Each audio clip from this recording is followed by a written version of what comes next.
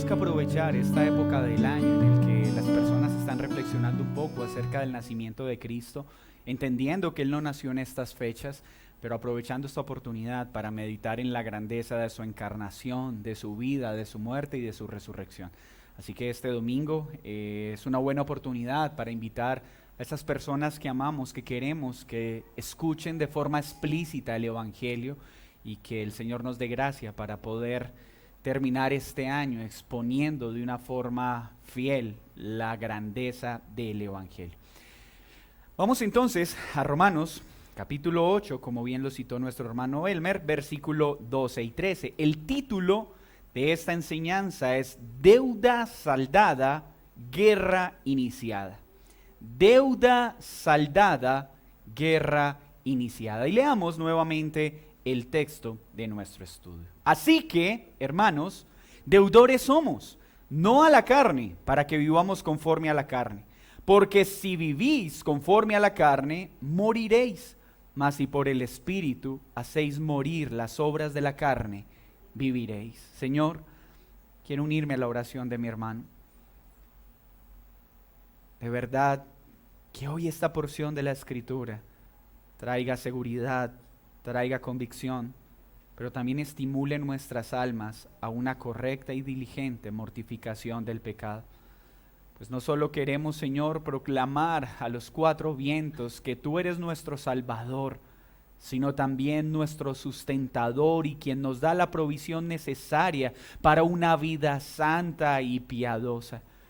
Queremos vivir, Señor, vidas que reflejen tu carácter, no por esfuerzos humanos, no por moralismos superficiales o legalismos que oprimen la conciencia, sino como una consecuencia natural de esa íntima comunión y unión con Cristo.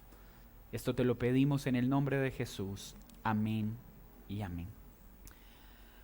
Hay varias cosas en nuestras dinámicas cotidianas que tienen poder para perturbar el alma del hombre. La enfermedad, los robos, las calumnias. Pero hay algo, sin lugar a duda, que causa gran aflicción a quien tiene que lidiar con ello. Y estos son las deudas.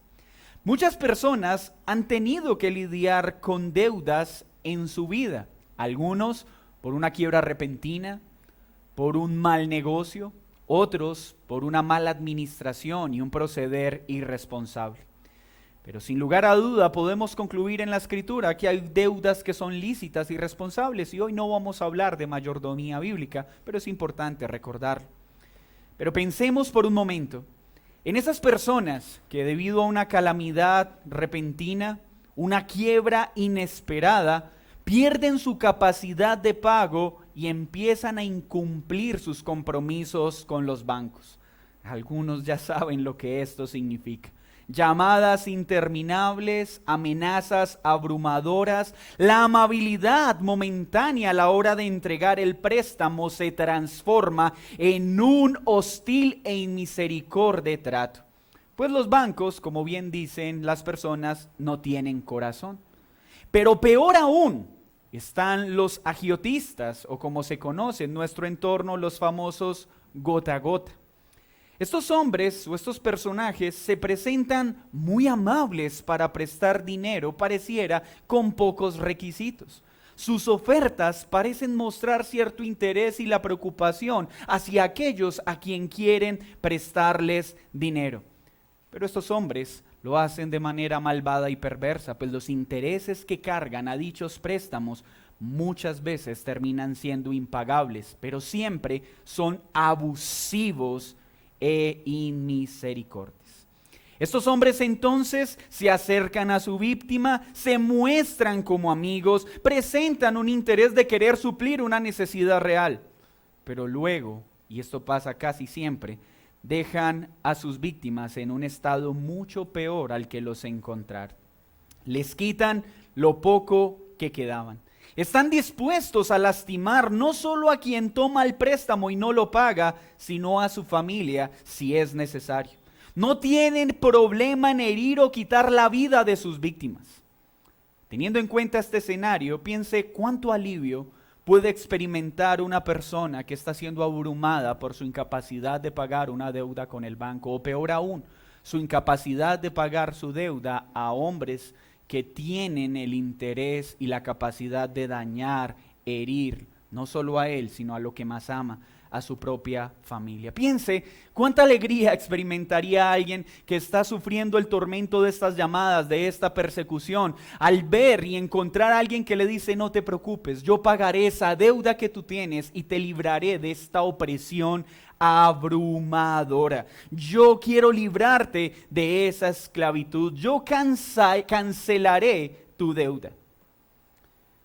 Eso traería gran alivio. Y aquellos que han lidiado con las deudas pueden recordar cuánto se siente, cuán agradable es cuando una deuda es saldada. Pero cuando esto sucede, estos gota a gota o agiotistas no se quedan quietos.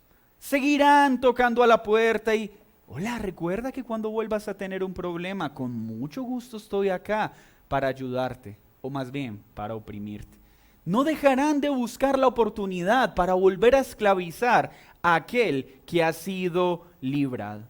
La sección de hoy nos recuerda una escena que el apóstol Pablo viene presentando respecto a la relación que el hombre tiene con alguien peor que un gota a gota: su propia carne, nuestra naturaleza pecaminosa.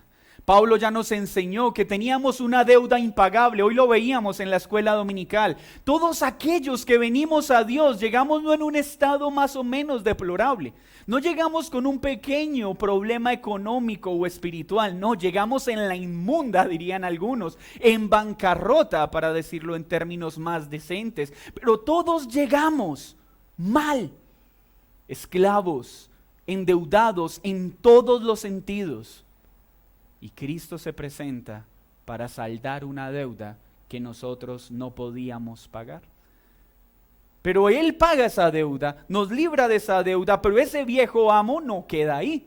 Ese viejo amo, como lo hemos estado meditando, seguirá intentando tocar a la puerta y decir: tranquilo, esas necesidades que tienes yo puedo ayudártelas a suplir. Pero sus ofertas siempre son contrarias a lo que Dios demanda y espera de aquel que ha liberado.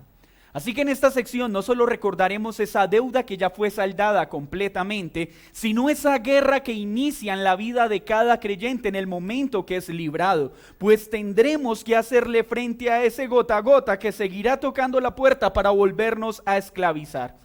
La iglesia durante muchos siglos, no décadas, ha utilizado un término bastante importante para hablar de esa guerra que cada creyente debe librar después de su unión a Cristo.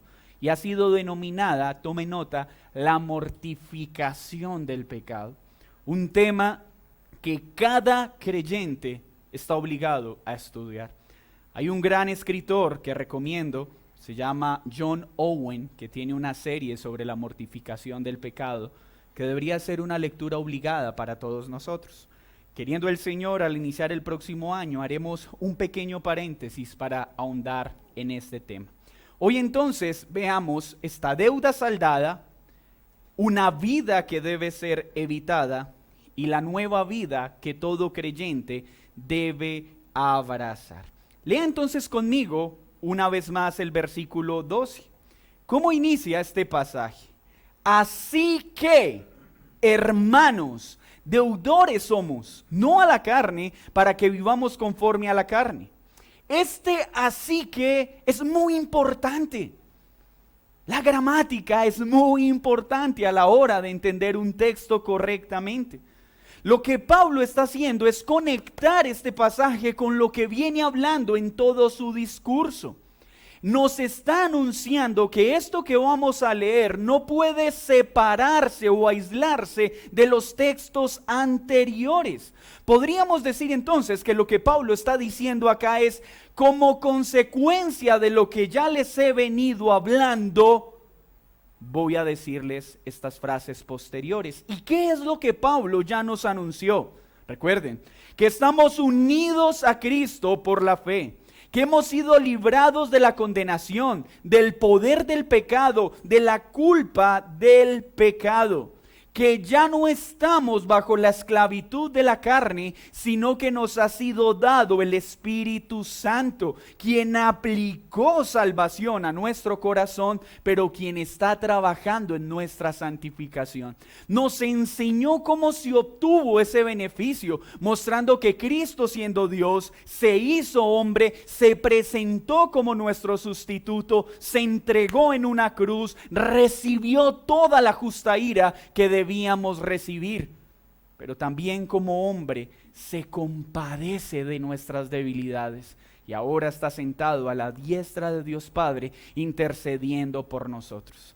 Así que gracias a todas estas cosas que ya recibimos, no que están por recibir, sino que ya recibió todo aquel que ha creído en Cristo, entendamos esta verdad. Primero, hermanos, ya no somos deudores.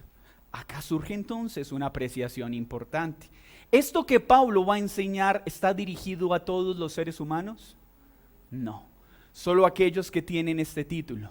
Hermanos, recuerden que el domingo aprendimos que hay solo dos grupos poblacionales: los incrédulos y los creyentes, los nacidos de nuevo y los no nacidos de nuevo, los que tienen el Espíritu Santo y los que no tienen el Espíritu Santo. No hay más grupos. Y solo los que tienen el Espíritu Santo disfrutan de esta preciosa provisión. Solo aquellos que han creído en Cristo están seguros de su perdón, de su salvación, de su justificación, de su santificación, y que un día seremos glorificados. Así que hoy me dirijo de manera especial a aquellos que son hermanos, aquellos que han creído, pero a la par también me quiero dirigir a aquellos que aún no son hermanos, para rogarles, crean en Cristo, para que puedan acceder a estos beneficios de los cuales hoy hablaremos. Así que este texto inicia diciéndonos lo siguiente: oh querida iglesia, debido a estas preciosas provisiones, el creyente ya no es deudor de la carne, es decir, el creyente ya no tiene un deber con su viejo amo, la naturaleza pecaminosa. Cuando hablamos de carne, cuando hablamos de cuerpo en este contexto, estamos hablando de nuestra naturaleza de pecado, de nuestra inclinación a hacer lo malo, de nuestras concupiscencias, de la lujuria, de la lascivia, de la inmoralidad, de los celos, de las iras, de las contiendas, de los arrebatos de ira, de las disensiones, de todas las cosas que son contrarias a la ley de Dios y sus estatutos. Y Pablo está diciendo, gracias a lo que ya estudiamos, gracias a lo que Cristo hizo, no tenemos ningún deber con ese viejo amo, no tenemos ninguna deuda. Romanos 6:19 dice así: hablo como humano por vuestra debilidad, que así como para iniquidad presentasteis vuestros miembros para servir a la inmundicia y a la iniquidad, así ahora para santificación presentad vuestros miembros para servir la justicia. Está diciendo entonces, antes nuestro amo era señor de nuestro ser, y nuestro ser, todo nuestro cuerpo, estaba interesado ¿en qué? En las cosas inmundas, en la iniquidad, en todo lo pecaminoso. Pero ahora, gracias a Cristo, gracias a que tenemos el Espíritu Santo, este cuerpo lo presentamos ¿para qué? Para servir a todo lo justo, a todo lo santo, a todo lo piadoso. En la vida cristiana tiene que haber un antes y un después. Antes de Cristo y después de Cristo. Antes del Espíritu Santo y después del Espíritu Santo. Gracias a todo esto, ya no vivimos satisfaciendo los deseos de la carne. Gracias al Espíritu Santo que habita en nosotros, ahora hay un afecto por todo lo justo. Pero permítame enfatizar, como lo hicimos en el título, hay un anuncio en esta porción. Ya no hay una deuda, la deuda fue cancelada. Y lamento que muchas veces pasemos por alto el contenido de esta expresión. No es lo mismo para una persona que debe 500 pesos por una devuelta que no entregó, que alguien le diga, no te preocupes, yo ya pagué esos 500 que debías. Gracias. No es lo mismo la sensación que experimentaría alguien que ha perdido sus bienes, su hogar, su vida, su salud por las deudas, y que alguien se presente y le diga, yo pago toda tu deuda, y no solo la pago, sino que voy a darte una nueva vida, mucho mejor que la anterior. La comprensión de esa expresión, pagué tu deuda, cambia. Todos nosotros, lo aprendíamos esta mañana, cuando venimos a Cristo, no estamos con una pequeña deuda, estamos en bancarrota. Hemos pecado contra Dios desde el vientre de nuestra madre. Hemos experimentado los horrores de un amo que gobierna sobre nosotros. Pero solo podemos ver la gravedad de nuestra deuda o nuestra enfermedad por el Espíritu Santo. ¿Cómo te percibes tú en este momento? Y por favor, hazte esta pregunta. Cuando alguien te dice, ven a Cristo, que Él va a pagar tu deuda, ¿brota en tu corazón un sentido de urgencia por atender esa solicitud? ¿O crees que tu deuda es pequeña y por eso no tienes urgencia de que esa deuda sea saldada? Pues mis hermanos, nosotros tenemos una deuda no con un banco, no con un gota a gota. Todos los seres humanos tienen una deuda con la justicia de un Dios santo, santo, santo. Y es una deuda impagable sin Cristo. Y la paga por no saldar esa deuda es la condenación eterna. Pero aquel que ha creído en Cristo puede decir, pero mi Señor ya la pagó. Si tú has creído en Cristo, hoy debes recordar con estas palabras, la deuda ya fue saldada. Nunca más seremos deudores. Nunca más volveremos a estar en la condición en la que estábamos, porque ahora la deuda ha sido saldada, pero también nos ha sido cargado un saldo infinito que nunca se agotará. Ya no hay deuda, ya no debemos obedecer a la carne, ya no estamos esclavos del pecado. Cristo pagó con su vida, derramó hasta la última gota de su sangre. Entonces, ¿qué está diciendo Pablo? Si esa deuda ya fue saldada, si ya fuimos liberados de esa vida de pecado, ¿cuál es la vida que debemos evitar? Volver a hacer las cosas que hacíamos antes. En términos prácticos, siguiendo la analogía, volver a endeudarnos para esclavizarnos con un amo que nos estaba destruyendo, del cual hemos sido librados. Por eso Pablo repite en sus cartas, hermanos, han sido libertados, vivan en libertad. Pareciera una redundancia, ¿cierto? Pues si soy libertado, pues debo vivir en libertad. No, no es una redundancia. El creyente ha sido libertado. Y muchas veces seguimos viviendo como si fuéramos esclavos. Hemos sido rescatados de ese viejo amo y muchas veces seguimos permitiéndole que obre en nuestra vida como si aún tuviera poder sobre nosotros. Entonces Pablo dice, gracias a lo anterior, así que por la unión a Cristo ya no obedezcan más los deseos de la carne.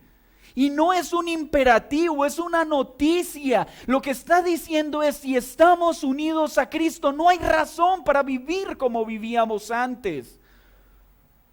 Ya no estamos obligados a seguir teniendo esas vidas. Por supuesto que hacer énfasis en la obediencia separado de Cristo es poner un peso en la conciencia de las personas imposible de satisfacer. Pero Pablo no está poniendo un peso. Está dando una buena noticia. Lo que está diciendo es, obedezcan en consecuencia a su unión. Vivan una vida santa, justa. Todos nosotros debemos anhelar una vida de piedad como consecuencia de esa unión, no como consecuencia de un esfuerzo humano. Ahora entonces te pregunto, ¿qué tanto estás anhelando crecer en una vida justa y piadosa como consecuencia de tu unión a Cristo? Porque me temo que muchas veces entendemos mal la gracia y creemos que al recibir una salvación de gracia no debemos tener un compromiso con nuestra santificación. Y hoy Pablo nos va a mostrar que estas dos cosas son inseparables: mi unión a Cristo y mi santificación. ¿Por qué no debemos volver a atender ese amo? ¿Por qué no debemos volver a satisfacer sus demandas? ¿Por qué no podemos ni debemos permanecer en una vida de pecado? Porque si lo hacemos, ¿qué dice el versículo 13? Porque si vivimos amoldándonos a este viejo amo, ¿qué pasará? Moriremos. Entonces viene una pregunta importante. ¿Pablo se está contradiciendo? Pablo está diciendo entonces que la salvación se puede perder, que podemos ser salvos y tener vida, pero luego podemos experimentar la muerte. Por supuesto que no. Pablo acá no está hablando de la muerte eterna, porque él está hablando ¿a quién? A los hermanos, a los creyentes. Lo que les está diciendo es: hermanos, aunque nosotros al estar unidos a Cristo no experimentaremos muerte eterna, si hay una muerte que podemos experimentar en nuestro peregrinaje. Es decir, si nosotros volvemos a dar lugar a ese viejo amo, no perderemos la eternidad, pero experimentaremos muerte en todas las áreas de nuestra vida. ¿No es lo que pasa cada vez que le abres la puerta al pecado? Es muerte lo que experimentas cuando vuelves a dar cabida a la pornografía. Es muerte lo que experimentas en tu gozo cuando vuelves a tratar con dureza a tu esposa. Es muerte en tu rol de padre lo que experimentas cuando disciplinas a tus hijos en ira y no en amor. ¿No es eso lo que carcome nuestro corazón cada vez que pecamos? Pablo está diciendo: no vuelvan a esa vida. ¿Por qué perder el gozo? ¿Por qué perder la alegría y la plenitud de agradar a Dios en todo? En consecuencia de nuestra unión hemos sido librados para ya no vivir como vivíamos antes. Hermanos, la salvación no está en juego para el que ha creído, pero sí el gozo de nuestra santificación. Cuando el creyente mengua en su deber en la santificación y da lugar al pecado, está dando lugar a muerte. A muerte. Cada vez que abrimos un espacio al pecado, estamos dando lugar a la muerte. Al que no ha creído, condenación eterna, pero al que ha creído, una afectación en el gozo en nuestro peregrinaje. Bien decía el pastor Owen: o matamos el pecado, o el pecado nos mata a nosotros. No hay otra forma de relacionarnos. ¿Cuál es entonces esta vida que el creyente debe abrazar? Ya tenemos el indicativo. Gracias a Cristo, gracias al Espíritu Santo, ya no hay razón para obedecer a ese viejo hombre. Hermanos, esto no es liberador. La deuda fue saldada. Ya no somos más deudores delante de Dios con la carne. Pero ahora tenemos una deuda ¿con quién? Con el Espíritu Santo. Es decir, ya no tenemos un deber con nuestro viejo amo, pero ahora en un sentido tenemos un nuevo amo. Ahora es nuestro deber conformarnos a los deseos del Espíritu Santo. Y en esto no podemos ser pasivos. La santificación no es algo que viene, oh, creí en Cristo, ¿y cómo vas en la lucha con el adulterio? No, bien, estoy esperando aquel día en que el Señor ponga a mí el deseo de no serle fiel más a mi esposa. Perdón. ¿Y cómo vas con tus ataques de ira? No, bien, esperando aquel día que por obra y gracia del Espíritu Santo me convierta en una persona amable y amorosa. Eso no es la vida cristiana. La vida cristiana es, oh Señor, sé que por la fe tú me has perdonado, pero sé que por el Espíritu Santo que mora en mí, ahora yo tengo un deber de alejarme de esa vieja vida en ti, no en mis fuerzas, ya lo vamos a ver. ¿Para qué? Para vivir ahora conforme a quién, al Espíritu Santo. Ese es el caminar del creyente. Me alejo de mi vieja vida, pero camino con gozo hacia esa nueva vida, porque el Espíritu Santo está en mí, así que debemos anhelarlo. Estamos anhelando crecer en santidad y de una forma sana. No estoy hablando de legalismos, no estoy hablando de fariseísmo, estoy hablando del deseo santo que debe invadir nuestro corazón, de purificar cada vez más nuestros ojos, de purificar cada vez más nuestro oído, de ser más cuidadosos en nuestro caminar. Ese deseo es lícito. Está creciendo en nosotros. Porque si no, es necesario atender este consejo. Mire luego lo que dice Pablo, ahí mismo. Mas, si por el Espíritu hacéis morir las obras de la carne, ¿qué recibirás? Vida. El contraste. Ya no tienes una deuda, yo la pagué por ti. Yo me entregué por ti, yo resucité por ti, yo ascendí, estoy a la diestra de Dios Padre intercediendo por ti. Ya no tienes una deuda, ya no debes vivir como vivías antes. Ahora yo vivo en ti para que vivas en mí y conforme a mi carácter. Y si vives de esta manera, ¿en quién recae la responsabilidad? En nosotros. Viviremos. Consecuencia, debemos por el Espíritu hacer morir las obras de la carne. Entonces, la deuda fue saldada, pero hay una guerra adquirida. ¿Una guerra contra qué? Contra el pecado. No es, pagué la deuda, siéntate tranquilo y espera a que yo regrese. No, eso no es el cristianismo. Yo pagué la deuda, ahora bienvenido a mi ejército, bienvenido a mis filas. Ahora te conviertes en un miembro de mi ejército y cada uno de mis soldados tiene una lucha contra un mismo enemigo. Y uno de estos es el pecado. Y tarea, misión, no detenerte hasta que muera. Debes hacerlo morir. Tu estrategia debe estar encaminada a identificar cómo ese enemigo te ataca, cómo te persigue, cómo te engaña, y debes aprender a usar las armas que te doy para darle muerte a ese enemigo. Que los cristianos no matamos, sí, al pecado. Y con toda vehemencia, con toda fuerza tenemos un combate recio contra este enemigo.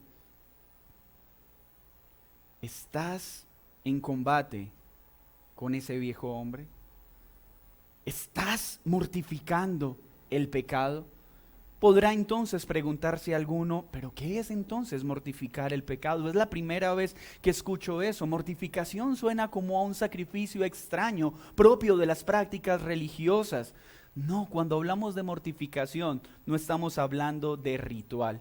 El uso que el teólogo John Owen le dio a este término, mortificación del pecado, se refiere al intento diligente de cada creyente a través de los medios de gracia para debilitar ese enemigo, para golpearlo con fuerza, para que caiga en la lona y quede sin ganas de levantarse. Porque quiero aclarar algo. Buscamos la muerte de ese viejo hombre, pero no lo vamos a matar. Lo podemos debilitar. Debilitar de tal forma que no sea un obstáculo para crecer en nuestra santificación, pero que sigue vivo y ante el menor descuido entrará y nos dará un golpe al hígado de vez en cuando. Entonces, ¿qué está diciendo Pablo? En consecuencia, a que esta deuda ya fue pagada y estamos unidos a Cristo y tenemos al Espíritu Santo, ya no vivamos para muerte, sino que vivamos para vida. ¿Y esto cómo se logra? Con una acción diligente de darle muerte al pecado. ¿Cómo? ¿Cuál es el medio para hacerlo? Lea conmigo. Mas ¿y por qué? Por el Espíritu Santo, o sea que la santificación es un deber del creyente, pero la verdadera santificación es en el Espíritu Santo, no por esfuerzos humanos separados de Cristo. Tú debes ponerte una meta, debo esforzarme, debo ser diligente en tomar los medios de gracia para darle duro a mi pecado y mantenerlo débil. Pocas cosas, dice un gran teólogo, son más escasas en la iglesia evangélica actual que una vida de santidad y pureza. Qué triste esa afirmación, ¿cierto? Si hay algo que escasea en las iglesias actuales, es la falta de santidad y de pureza.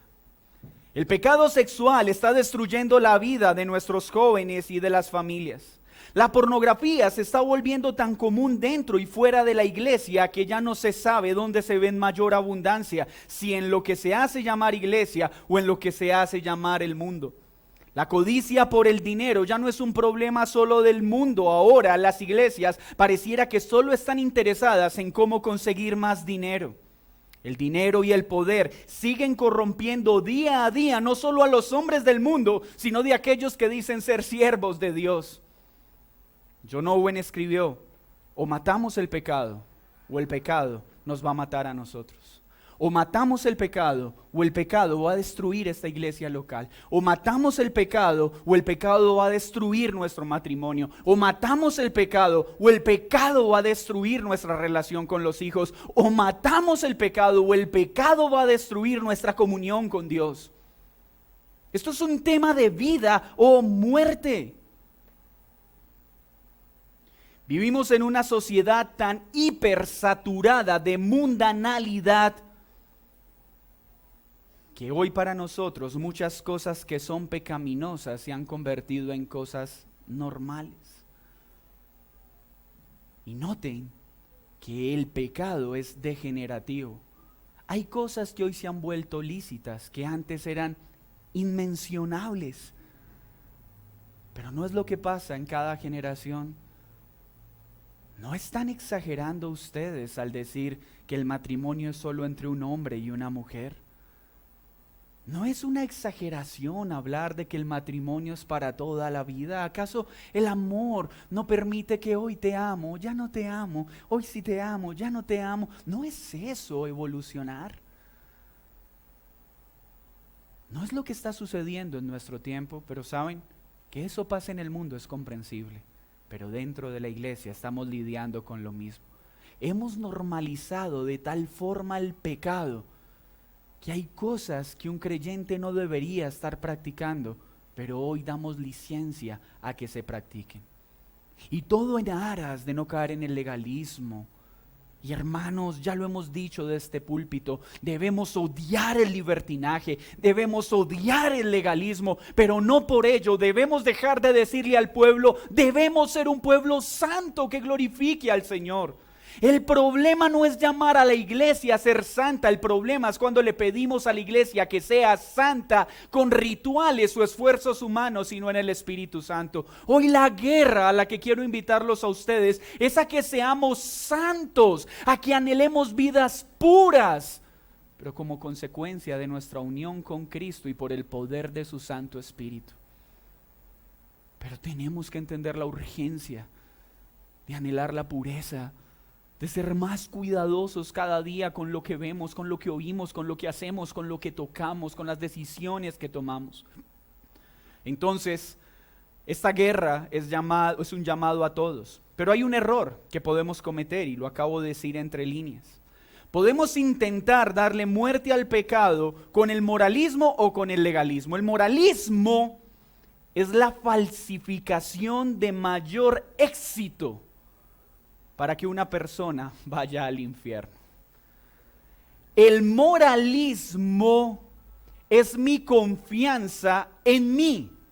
Es pensar que puedo agradar a Dios simplemente porque he dejado de hacer las cosas que la mayoría practica. Es decir, soy un pecador respetable. Ya no mato, ya no robo, ya no estoy vinculado en escándalos sexuales o en infidelidades. Soy mejor que la medida de la sociedad y pienso por ello entonces que merezco ir al cielo. Eso es moralismo, pensar que voy al cielo por ser una persona moral a los ojos de la humanidad. ¿Y saben cuál es el problema? Que estas personas piensan que tienen una vida agradable a Dios porque no son tan malos como la mayor parte de la humanidad. Pero no hay un camino más exitoso para el infierno que ese. Pensar que soy una buena persona. Mira, si tú piensas que eres una buena persona, no has entendido el Evangelio. Si tú no has entendido que en nosotros no hay nada bueno y que lo único bueno que hay en nosotros es Cristo y su Espíritu, no has entendido nada. Pero el moralista piensa que sí. Y el otro es el legalista. Otra forma torpe de enfrentar el pecado. Pero permítame enfatizar algo. Legalista no es solo poner carga sobre los hombros de las personas para pedirles que hagan cosas que ni siquiera uno puede hacer. Tú y yo somos legalistas en la lucha con el pecado cuando nos damos pequeños discursos acerca de la ley para tratar de hacer lo correcto. Ejemplo, tengo problemas con el enojo. Voy entonces a la Escritura y la Escritura dice, enojaos pero no pequéis. Entonces, a partir de hoy me voy a enojar y no voy a pecar. Amén.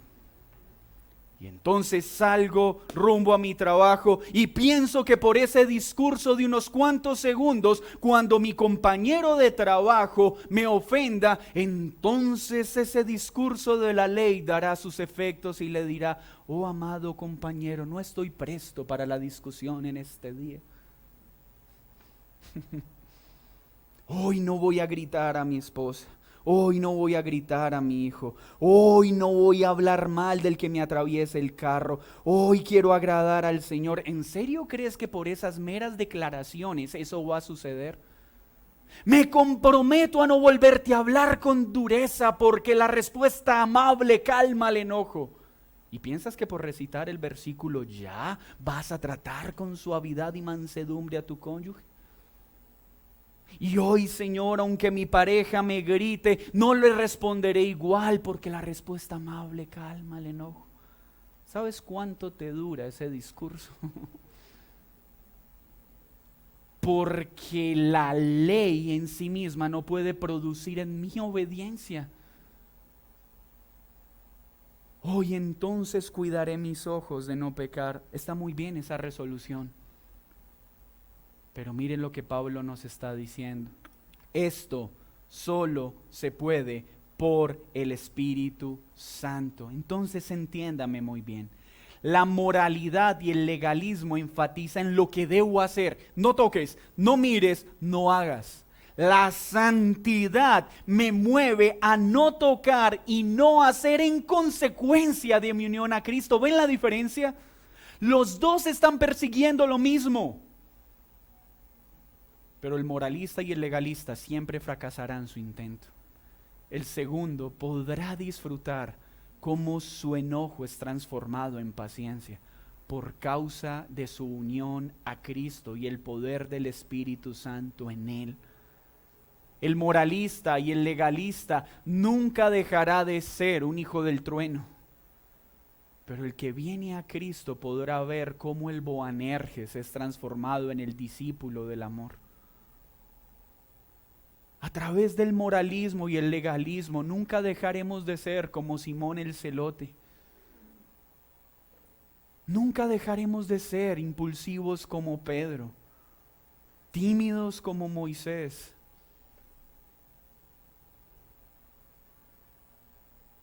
Nunca podremos cambiar, al menos no de manera permanente. Pero cuando venimos a Cristo y experimentamos una verdadera unión y empezamos una verdadera mortificación del pecado, podemos disfrutar del gozo de ver cómo nuestro trato cambia, cómo nuestras respuestas cambian, cómo nuestra vida cambia por nuestro esfuerzo, por consecuencia de esa unión y mi diligencia en depender a Él. Veamos entonces Jeremías 6, 13 y 16 para redondear esta idea. ¿Cómo mortificar el pecado si seguimos teniendo una noción equivocada del pecado? ¿Cómo entender la importancia de mortificar el pecado si aún seguimos autoengañándonos, llamando las cosas pecaminosas como cosas normales? Y esto no solo le pasa a la iglesia hoy, esto le pasó también al pueblo de Israel. Mire lo que dice Jeremías 6:13. Porque desde el más chico de ellos hasta el más grande, cada uno sigue la avaricia.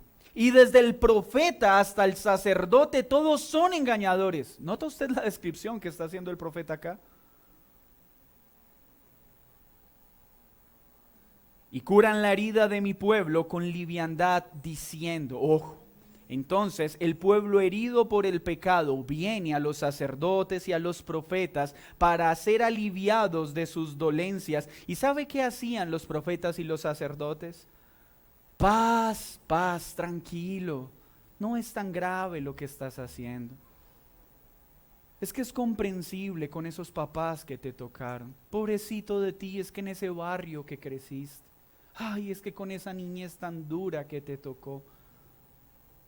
Tranquilos, todos somos pecadores. Eso es lo que pasaba en el pueblo. Iban a ser tratados de su enfermedad y en lugar de darles un tratamiento correcto les decían, tranquilos, no es tan grave. Paz, paz, cuando en realidad no había paz. 15. ¿Se han avergonzado de haber hecho abominación? Ciertamente no se han avergonzado, ni aún saben tener vergüenza. Por tanto, caerán entre los que caigan. Cuando los castigue caerán, dice Jehová. Así dice Jehová, paraos en los caminos, mirad y preguntad por la senda antigua, cuál es el buen camino, y andad por él, y hallaréis descanso para vuestra alma. ¿Quién no desea hallar descanso en su alma? Pero ¿cómo hallaremos paz en nuestra alma si seguimos llamando a lo malo bueno y a lo bueno malo? Si seguimos tratando con liviandad el pecado y seguimos diciendo que hay paz donde no hay paz. Iglesia, ¿cómo quisiera que hoy pudiéramos decir, Dios, alabado seas porque aquí hay un pueblo esforzado en la santidad? No. Hoy tendríamos que decir, Señor, perdónanos como iglesia, porque somos demasiado ligeros en nuestra lucha con el pecado, porque estamos mal utilizando tu gracia para justificar nuestras prácticas. ¿Y cómo se da esta misma situación? Vamos, es normal pecar.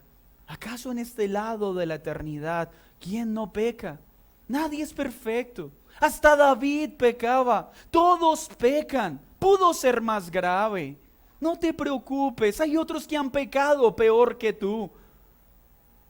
Esas palabras hacen parte de un corazón que siempre está queriendo acallar su conciencia para experimentar paz cuando no debería sentirla. ¿En serio vas a seguir citando a David para seguir pecando? ¿En serio así vas a callar tu conciencia diciendo, bueno, yo solo miré, al menos David si se acostó con ella, yo solo miré, yo solo deseé? ¿En serio para eso vas a usar la vida de David? Mal padre David, que permitió que su propio hijo violara a su hija y no hizo nada.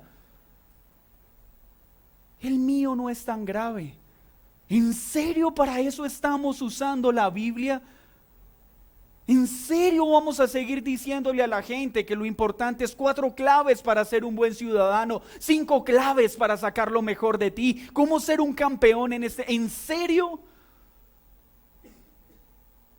¿Vamos a seguir minimizando nuestro propio pecado y diciéndonos todo está bien porque no soy tan malo como otros? No, haced morir el pecado, pero en el Espíritu de Dios. No estamos casados, solo estamos en fornicación, pero al menos solo fornico contigo y con nadie más. Hermanos, así habla nuestra juventud. ¿Tú de qué te quejas? Sí, yo te grito y te menosprecio, pero ¿acaso no ves el vecino que sí le pega a su mujer? Deberías estar orgullosa del esposo que tienes. Y esas expresiones están dentro de la iglesia.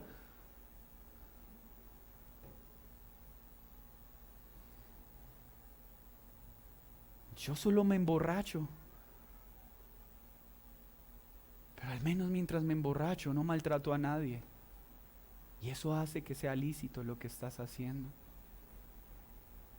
Jóvenes, el pecado no es algo insignificante. Niños, el pecado no es insignificante. Entonces, debemos cuidarnos del problema en el que nos encontramos. Nuestra generación minimiza el pecado, y estoy hablando no de la sociedad, estoy hablando de lo que se hace llamar iglesia. La iglesia hoy está tapando las debilidades de carácter, la sensualidad debajo del tapete con una falsa enseñanza de la gracia. Tranquilos que la salvación es por gracia. No te preocupes que la deuda ya fue saldada. Esas palabras no son para que estemos tranquilos con el pecado. Esas palabras deben producir en nosotros un deseo por la santificación. Cito las palabras de un gran teólogo. Donde Dios es pequeño, el hombre es grande. Y donde el hombre es grande, el pecado es grande. Pero el hombre lo considera como pequeño. Cuando Dios no es presentado como un Dios santo, el hombre se percibe a sí mismo como un hombre bueno. Y cuando el hombre se percibe como bueno, el pecado es grande en su vida, pero él lo ve pequeño. ¿Cómo estás viendo tu pecado? ¿Una debilidad de carácter? ¿En serio? ¿Todavía escondes tu pecado diciendo que es un problema de temperamento? No te engañes. Esto debe llevarnos a decir, oh Señor, necesito de tu Espíritu para vencer este pecado que mi conciencia quiere acallar diciendo que es una debilidad de mi carácter. Es que suena muy diferente, ¿cierto? Decir, soy un gritón impulsivo a decir, es que soy colérico. Es que tengo un carácter fuerte. Sí, es mejor decir, soy un pasivo, negligente en mis deberes, o decir, es que soy de carácter flemático. Llamemos las cosas por el nombre. Y hermanos, de verdad, hoy quiero mover nuestros corazones a ser diligentes con el pecado, pero sin separarlo de lo que hemos aprendido, a mortificarlo, pero en el Espíritu, en unión a Cristo. La mortificación real del pecado entonces no es un conjunto de técnicas para crecer en disciplina. Ve y ora, ve y ayuna, ve y lee la Biblia. No, ve y ora, ve y ayuna, ve y lee la Biblia, pero hazlo con fe, en dependencia a Cristo, creyendo lo que la palabra nos indica. No podemos estar en una verdadera comunión con Dios si a la vez estamos satisfaciendo los deseos de la carne. Escúchame esto. No entiendo por qué mi comunión con Dios está mal. Pues he aquí la respuesta: porque tienes una gran comunión con tu carne. Si tengo comunión con mi carne, mi comunión con Dios es deficiente. Si no estoy creciendo en mi comunión con Dios, estoy creciendo en mi comunión con los deseos de la carne. Si no crece mi amor por lo santo, crece mi amor por lo mundano. Pero no estamos estáticos. O cuidamos nuestros ojos o usamos nuestros ojos para pecar. O crecemos en el uso de nuestra lengua o seguimos usando nuestra lengua para destruir. Pero nunca estamos estáticos. La única forma de estar en paz es estando en guerra con el pecado. Gálatas 3:3 dice: oh Gálatas insensatos, ¿quién nos fascinó para no obedecer a la verdad? A vosotros, ante cuyos ojos Jesucristo fue ya presentado claramente entre vosotros como crucificado. Esto solo quiero saber de vosotros: ¿recibiste el Espíritu por las obras de la ley o por el oír con fe? ¡Tan necios sois! Habiendo comenzado por el Espíritu, ahora vais a acabar por la carne. Hermanos, permítanme concluir este sermón entonces. La deuda fue saldada. Ya no somos esclavos de la carne y no tenemos por qué satisfacer sus deseos, porque lo que la carne le ofrece a un creyente trae muerte. Escúchame, ese viejo amo no dejará de venir a ofrecernos, no dejará de intentar esclavizarnos, y esto lo hemos visto domingo tras domingo y no me canso de repetirle las mismas cosas. La tentación no acabará, pero ahora tenemos una provisión, el Espíritu Santo. ¿Para qué?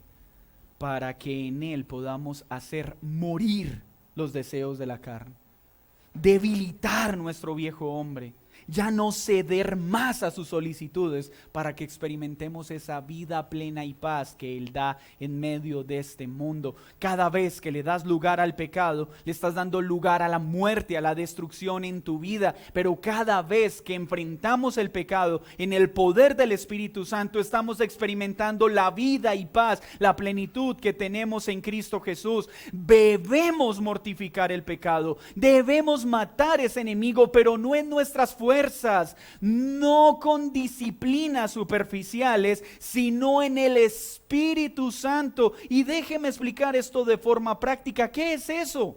Entonces la Escritura me enseña que para mortificar el pecado mi fe debe crecer, y la fe crece por el poder del Evangelio. Entonces voy a la palabra de Dios, me sumerjo en la palabra de Dios, pero no solo leo la palabra de Dios, porque leerla no es suficiente. Debo leerla, pero leerla con fe. Mire lo que dice Juan 6:63.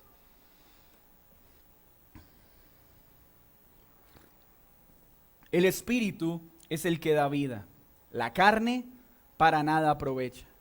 Las palabras que yo os he hablado son espíritu y vida. Claro que debemos entonces llenarnos de la palabra de Dios, porque la palabra de Dios es espíritu y da vida. Pero no es solo memorizar pasajes, es creer cada pasaje que memorizo. Es leer la Escritura, pero creer lo que ella dice. Es creer que lo que ella llama es pecado y punto. Es creer que si el Señor me dice que me aparte de Él, debo tener la confianza que en Él tengo la fuerza y el poder para poder apartarme. Es creer que si Él es soberano, entonces descanso cuando viene una situación difícil, en la certeza de que Él es Señor sobre esa situación, y creo lo que Él me dice, aunque dudo en mi carne, aunque no entiendo lo que sucede alrededor. La mortificación del pecado solo es posible mediante la fe en Cristo y su palabra. De lo contrario, no mortificaremos el pecado. Lo segundo es: debo dejar de minimizar el pecado. No puedo seguir excusándolo. Debo reconocerlo en su proporción, porque solo así entenderé la necesidad de Cristo. Si sigo viendo el pecado como algo pequeño, no entenderé la necesidad de mi Salvador. Pero cuando entiendo que cada pecado es desagradable a Dios, entiendo mi urgencia de correr a Él. ¿Y tú cómo estás? No, es que tengo unas pequeñas zorras en mi vida. ¿Y qué son pequeñas zorras? No, unos pequeños pecadillos. ¿En serio no has leído entonces el texto? porque el texto dice que aún las pequeñas zorras destruyen la vid, los viñedos. ¿Qué dice ese texto? No hay pecados pequeños, aún el más pequeño de los pecados a nuestros ojos arrasa un viñedo completo. No hay pecados pequeños, el pecado más pequeño puede arrasar con todo en nuestra vida. Solo así entenderemos la urgencia de mortificarlo.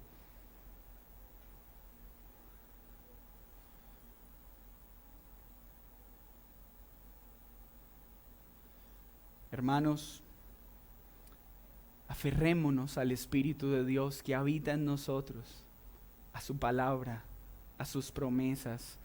Anhelemos la santidad. Creamos que podemos ser santos por Él, no por nosotros. Abracemos su verdad.